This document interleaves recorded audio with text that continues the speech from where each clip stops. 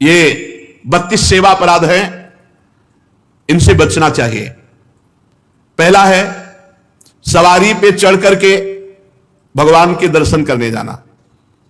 अगर आप जा भी रहे हैं तो कम से कम 100 कदम पैदल चले, इतनी दूर वाहन खड़ा कर दो और नंगे पैर वहां से जा। खड़ाऊं या पादुका पहनकर भगवान के मंदिर में दर्शन के लिए जाना यह अपराध है। हमें तो यही प्रार्थना करनी है कि सीढ़ियों के नीचे तो उतार दो जूता चप्पल। कुछ लोग तो ऐसे हैं कि टोके ना तो जूता चप्पल पहन के ही दर्शन कर ले, इतने सुकुमार तत्व हैं। कई ऐसे भगवान के मंदिर में सवारी में चढ़ करके जाना या खड़ाऊं पादुका पहन करके जाना, यह निषेध है, यह अपराध है। दूसरा, रथ यात्रा, जन्माष्टमी, राधाष्टमी, रामनवमी, अगर आप नहीं कर सकते, आप में सामर्थ्य नहीं, तो जहां उत्सव हो रहा हो वहां सम्मिलित हो जाना चाहिए। ये भागवतिक महान उत्सव है भगवान के प्रादुर्भाव के, उनमें सम्मिलित हो जाना चाहिए। अगर ऐसा नहीं तो यह भी अपराध के अंतर्गत आता है। तीसरा, भगवान के श्री विग्रह के दर्शन हुए पर आपने प्रणाम नहीं किया। जैसे ऐसे जहां हो इतना जरूर करो, चाहे जिस भगवान के हो, इसमें अनन्यता नहीं है। जैसे परिक्रमा लगाते थे, हनुमान जी की आरती हो रही, जय राधा वल्लभ लाल की, 1 मिनट रुके, उनकी आरती हो रही, महाभागवत है, सब संतों को प्रणाम करते हो, हनुमान जी को प्रणाम नहीं करोगे? हनुमान जी महाभागवत, उनको प्रणाम करने में तुम्हारी निष्ठा बदल जाएगी क्या? जय राधा वल्लभ लाल की आरती हो रही, उसी में दर्शन मेरे प्रभु इस रूप में विराजमान। जो भी देवालय, जो भी मंदिर, अगर हमारी दृष्टि में गए तो ऐसे प्रणाम, उनसे बढ़कर थोड़ी हो। सब में हमारे प्रभु सर्वान वस्तुतया निरीक्ष परम स्वाराध्य बुद्धिर्मम। प्रभु के श्री मूर्ति के दर्शन करके प्रणाम न करना या जूठे मुंह अपवित्र अवस्था में प्रभु के दर्शन करने जाना। पवित्रता अगर नहीं रहेगी ना तो बुद्धि भ्रष्ट होती रहेगी, पक्का समझ लो। पवित्रता की बहुत जरूरत है। आजकल प्राय पवित्रता का ज्ञान नहीं रखते हैं।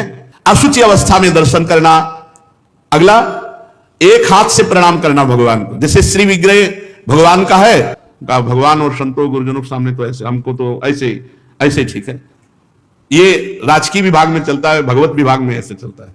कर जोड़ करके भगवान को, गुरुदेव को, संतों को ऐसे हाथ जोड़कर, एक हाथ से भगवान को ऐसे नहीं किया जाता, प्रभु को ऐसे नहीं किया जाता।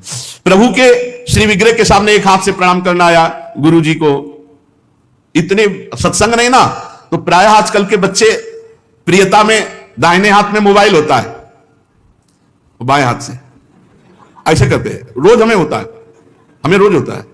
और बाएं हाथ से जानते हो किसको किया जाता है? शत्रु को। जब किसी राजा के यहां संधि कराने या गुप्तचर या दूत ऐसे, तो अब उस राजा को तो करना ही पड़ेगा, तो बाएं हाथ से करता था। तो वो समझ जाते थे शत्रु पक्ष का है, और वो वीर इतना कि गर्दन उतरा सकता लेकिन दाहिने हाथ से सलूट नहीं कर सकता, क्योंकि शत्रु पक्ष का है तो बाएं हाथ से करेगा। एक हाथ से प्रणाम करना या बाएं हाथ से प्रणाम कर, आप सत्संग नहीं तो बेचारे नहीं जानते हो। राधा राधा नहीं बोलेंगे, राधा राधा बोले तुम्हारी वाणी पवित्र, तुम्हारा जीवन पवित्र। हमें बहुत सुख मिलता है जब कोई रास्ते में जैसे राधा राधा तुम खड़े हो जाते हैं। राधा राधा राधा, आपका भी मंगल, हमारे कानों का भी मंगल, और हमारा हृदय गर्व में भरता है, मेरी महारानी जी का नाम लिया जा रहा है।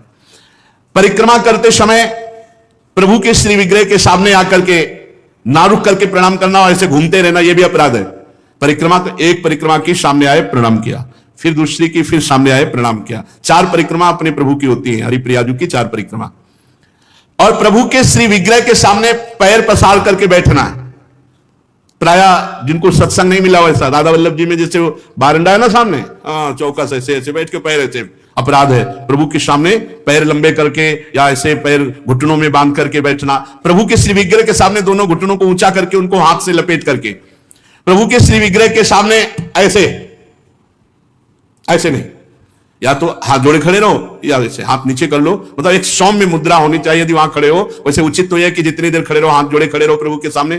पर जिनको सत्संग नहीं मिला, जिनको ज्ञान नहीं, तो प्राय ऐसे खड़े होते हैं प्रभु के सामने, प्रभु के सामने, गुरुदेव के सामने, संतों के सामने ऐसे नहीं खड़े हुआ जाता। और प्रभु के सामने बैठ करके सोना यह अपराध है, इसमें पाप लगता है, मलिनता हो। जैसे सत्संग में सोना, प्रभु के सामने बैठे हुए सोना या स्वाध्याय करते हुए, भगवान के श्री विग्रह के सामने पाना। जैसे चरणामृत मिले तो साइड में होके, प्रसाद मिले तो साइड में होके, ऐसे नहीं वहीं सामने ही, प्रभु के सामने नहीं। भगवान के श्री विग्रह के सामने झूठ बोलना, बात ही मत करो, मंदिर में बात मत करो, गलती हो जाएगी। कुछ भी अगर जरा भी झूठ निकला तो वज्र की लीक हो जाएगा, भोगना पड़ेगा। मौन रहो। जब कोई कहे हमें बात करनी, गेट के बाहर मिलो मंदिर के। अगर थोड़ी चूक हुई हो जाएगी तो फिर दर्शन कर लेंगे आके, और इन्हीं के सामने झूठ बोल गए तो फिर क्या होगा। श्री भगवान के सामने जोर से बुलाना किसी को बिल्कुल नहीं। अगर वहां है तो बहुत सावधानी से बात की जाती, धीरे से बात की जाती, वो भी प्रभु संबंधी बात की जाती है। भगवान के श्री विग्रह के सामने आपस में कुशल मंगल पूछ रहा, और कैसे हो, प्रभु सामने वहां पूछ रहे और कैसे हो, अपराध बन रहा है। उनसे पूछो कैसे हो, उनसे बात करो, प्रभु से, प्रभु के पास आए, सही पूछो। बिल्कुल नहीं, सीधे गए, बस आंख में आंख मिलाई, जितनी देर टिके बस आंख बंद की, फिर आंख में आंख मिलाई, नख सिख लो अंग माधुरी, उसका पान करो, चुपचाप बाहर निकल जाओ। दर्शन की एक पद्धति है, एक टाक एकदम देख रहे हैं, लेकिन देखना बाहरी लोग दर्शन नहीं करते, नहीं इधर उधर, वहां प्रभु में नहीं टिकेंगे, नेत्र प्रभु में नहीं टिकेंगे, वो इधर उधर दौड़ भाग करके निकल जाएंगे। आपस में कुशल मंगल बातचीत ये सब नहीं। और प्रभु के श्री विग्रह के सामने किसी को उपदेश करना, किसी को डांटना, किसी को दंड देना, ये सब अपराध के अंतर्गत आता है। प्रभु के श्री विग्रह के सामने किसी को पीड़ा देना, मारपीट करना, कदापि नहीं, बहुत बड़े बड़े अपराधों में। और प्रभु के श्री विग्रह के सामने किसी को आशीर्वाद देना, नहीं, ये भी नहीं।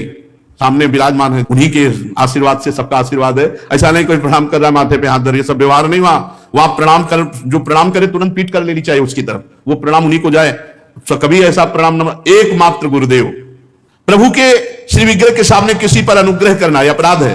श्री विग्रह के सामने किसी को साप देना, कठोर वचन बोलना, निष्ठुर वचन बोलना, और प्रभु के श्री विग्रह के सामने कंबल ओढ़कर जाना, प्रभु के श्री विग्रह के सामने किसी की निंदा करना, प्रभु के श्री विग्रह के सामने किसी की स्तुति प्रणाम बिल्कुल नहीं करना, प्रभु के श्री विग्रह के सामने अश्लील भाषण बोलना, प्रभु के श्री विग्रह के सामने अधोवायु त्यागना। अच्छा, प्रभु को सामर्थ्य रहते हुए गौड़ उपचार के द्वारा भोग लगाना, जैसे अपने तो हलवा और चाय चल रही सुबह, और ठाकुर जी के लिए चिरौरी रखवा दिए, बहुत ही है, टॉफी लपटी भाई उसमें प्लास्टिक में, एक कटोरी में भर के रख दी, पानी रख दी, जमाने की रखी, और अपना रोज सुबह शाम दोपहर सब नए नए पदार्थ पा रहे हैं। अपराध लगता है। ये मनोरंजन के लिए श्री विग्रह खरीद के मत ले जाना। कोई श्री विग्रह जाने का मतलब है पूरे के पूरे प्रभु आए हैं, सुबह से लेके शाम तक उनको खवाओ पियाओ, स्नान श्रृंगार सब ना हो हिम्मत तो छवि खरीद ले, उनके दर्शन करो। श्री विग्रह मत ले जाओ। श्री विग्रह ले जाओ, चाहे गोपाल जी का, चाहे प्रिया प्रीतम जी का, उनकी सेवा करो ऐसे जैसे अपने बच्चे की जाती है। अपना बच्चा अगर नहीं पवाएंगे तो भूखा रहेगा, नहीं स्नान कराएंगे तो वैसे, नहीं शयन कराएंगे तो नहीं शयन करेंगे। बोले हम दर्शन के लिए छवि ले जाओ, श्री विग्रह मत ले जाओ। श्री विग्रह ले जाने का मतलब है कि अष्टयाम सेवा, कम से कम अष्टयाम सेवा में नहीं आप पहुंच पा रहे, पूरी सेवाएं कर पा रहे, तो सुबह मंगला और श्रृंगार और भोग लगा दिया, जाओ। फिर शाम के आए तो आरती कर दी, फिर भोग लगाया, दूध पिलाया, शयन कराया, इतना तो होना ही चाहिए। अब आप तो खाते हैं अच्छे अच्छे पदार्थ, तो ठाकुर जी के आगे प्लास्टिक में लपटी हुई टॉफी रख दी या चिरौरी रख दी। आपकी सामर्थ्य है, सब अच्छे अच्छे कपड़े पोशाक सब पहना सकते हो, ऐसे ठाकुर जी को ऐसे नहीं। आपके पास सामर्थ्य के अनुसार ठाकुर, वैसे तो जी जान से प्यार करो, बहुत कृपालु ठाकुर है, बहुत कृपालु। तो आपसे बात करने लगेंगे, आपको मना करेंगे, ये नहीं खाना हमें, ये खाना है, ऐसे। अरे आप आसक्ति करके तो देखो, निहाल कर देंगे। और अभी आप यहां पवा, फिर वो आपको अपने यहां ले जाके पवाएंगे, और ऐसा पवाएंगे कि निहाल हो जाओगे। और प्रभु को भोग लगाए बिना कुछ भी खाना पीना ये ठीक नहीं, अपराध के अंतर्गत आता है। वैष्णव होकर, दीक्षा लेकर, सत्संग सुनकर, ये बात जान करके यदि आप बिना भोग लगाए प्रभु को पाते हैं तो अपराध है। ऋतु में जो फल हो सबसे पहले अपने प्रभु को भोग लगाना चाहिए। इस बात में हमने अपने गुरुदेव भगवान को देखा, बड़ी प्रवीणता। चाहे वो सहतूत हो, चाहे बेर हो, जो ऋतु का फल है वो श्री जी को जरूर पवाएंगे। और पवाने का पहला कि आप चख के देखेंगे, बेर या जो भी पहला चख के देखेंगे, अगर अनुकूल है तो हाथ धोया, आचमन किया, फिर श्री जी को दूसरे फल। नहीं तो ऐसे भोग नहीं लगाते, पहले जैसे कुछ भी बनेगा तो पहले स्वयं चखेंगे फिर भोग लगाएंगे। और ये बाहर नहीं चलेगा, बाहर तो कहते जूठा कर दिया प्रभु को क्या पाओगे, लेकिन अपने यहां अपने भाव हैं, भावोत्सवेन भजताम रस कामधेनुम। और किसी फल आदि का अच्छा भाग अपने लिए रख दिया और जो स्वाद रहित है वो प्रभु के लिए भोग लगाने के लिए, ऐसा ना करें। और प्रभु के श्री विग्रह के सामने पीठ देकर खड़े होना या पीठ देकर बैठना, जैसे पीछे प्रभु है ऐसे बैठना नहीं, इससे अपराध लगता है। गुरुदेव की अभ्यर्थना ना करना, गुरुदेव से कुशल प्रश्न ना करना, गुरुदेव की स्तुति ना करना यह अपराध है, अपने मुख से अपनी प्रशंसा करना यह अपराध है, किसी भी देवता की निंदा करना यह अपराध है। भगवत मार्ग में अपने आराध्य देव के सिवा अन्य कोई आश्रय, अन्य कोई बल, अन्य कोई आशा, ये सब कलंक के समान है। यदि हम अन्य आस भरोस अवलंबन छोड़ पाए तो हमें कुछ नहीं करना भगवत प्राप्ति के लिए। सच्ची मानिए, ये अन्य जो स्वीकृति है यही हमको तो भगवत विमुख की है। नहीं, हमारा स्वरूप ही भगवत स्वरूप है। ये पांच भौतिक हमारा स्वरूप थोड़ी है, ये अंतःकरण हमारा स्वरूप थोड़ी है, ये स्वभाव हमारा नहीं है, ये प्रकृति का है। यही अन्य आश्रय हमें भय प्रदान करता है। जब तक भय है तब तक न शुद्ध भक्ति है और न शुद्ध ज्ञान है। ज्ञान हो जाने पर एक ब्रह्म के सिवा कुछ है नहीं तो किससे भय? भक्ति हो जाने पर अपने प्रभु के सिवा कोई है नहीं तो किससे भय? प्रहलाद जी ने नरसिंह भगवान से किंचन मात्र भी कोई भय नहीं माना, सब भयभीत थे, पर प्रहलाद जी नहीं। अपने प्रीतम से क्या भय, चाहे वो सौम्य रूप में हो या घोर रूप में हो या भयावह रूप में हो, है तो मेरे प्रीतम, फिर भय कैसा?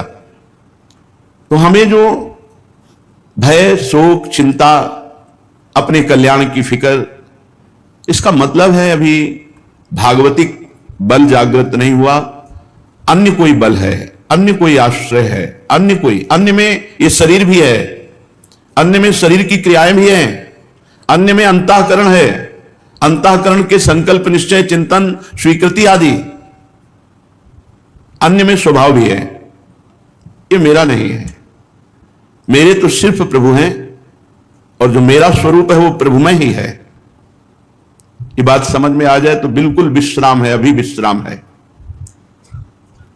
भगवत प्राप्ति के लिए जो क्रियाओं का आदेश दिया गया है शास्त्रों में, वो निष्क्रिय आप हैं ये अनुभव करने के लिए, ना कि क्रियाओं से भगवत प्राप्ति होती है।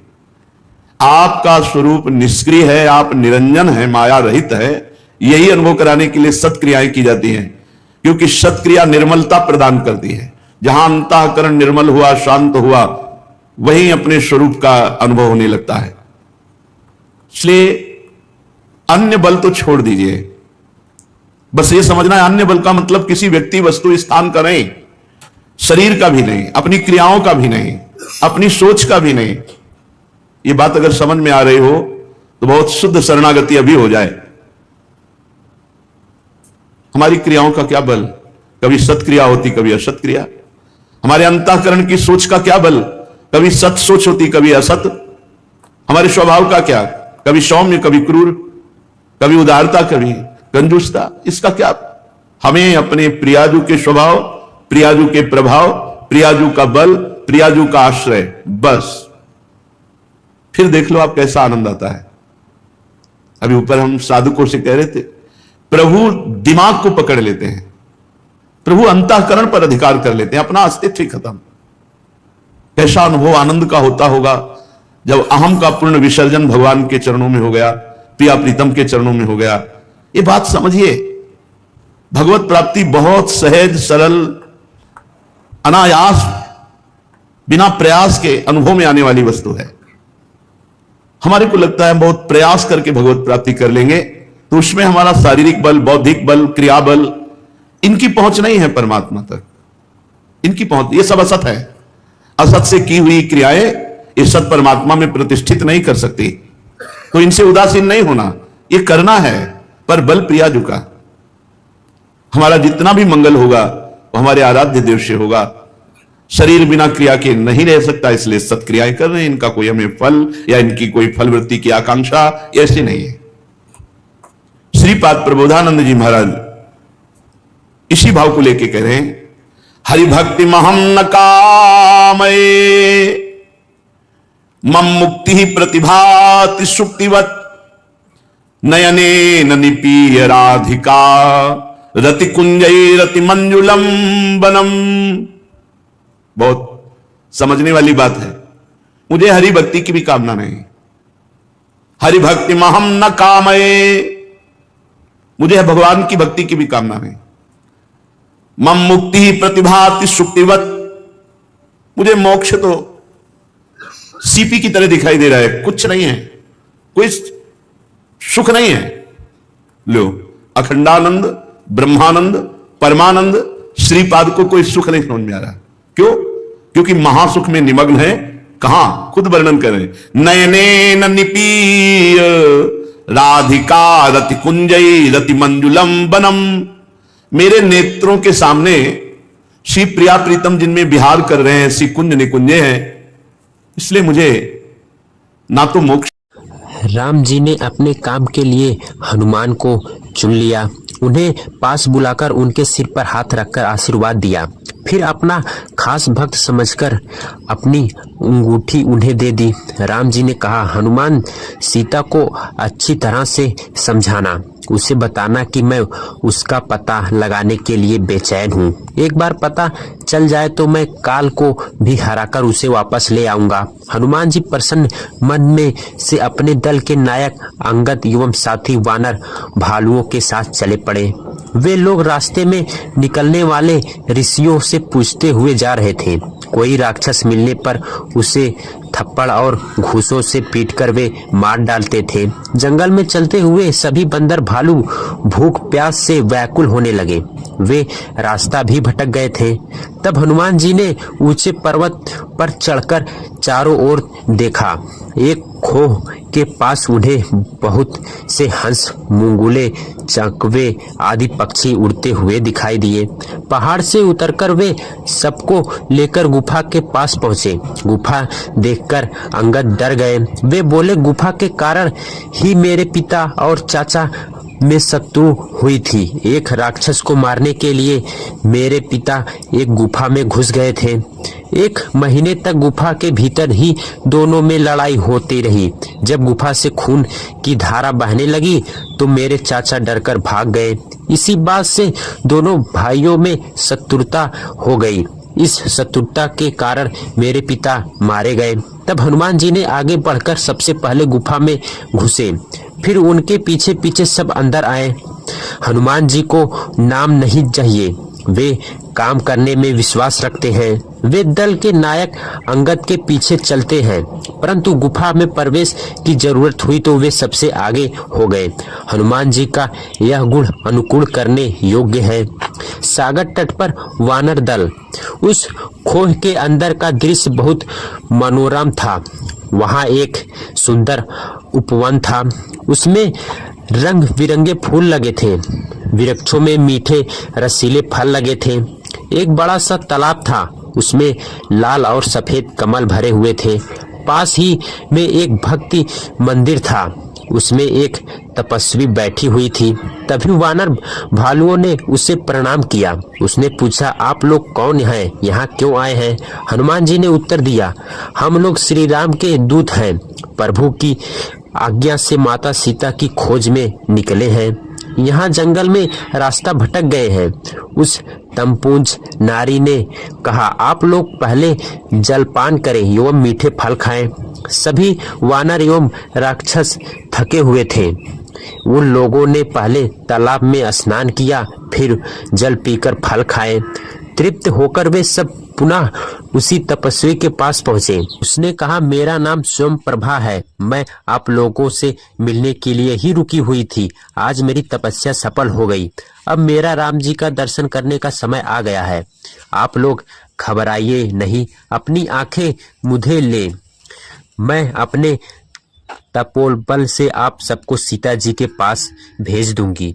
सोम प्रभा का बात सुनकर सभी बंदर भालू आंखें बंद कर बैठ गए। थोड़ी देर बाद आंखें खोलने पर उन्हें लोगों ने अपने को सागर तट पर पाया। सामने विशाल समुद्र लहरा रहा था।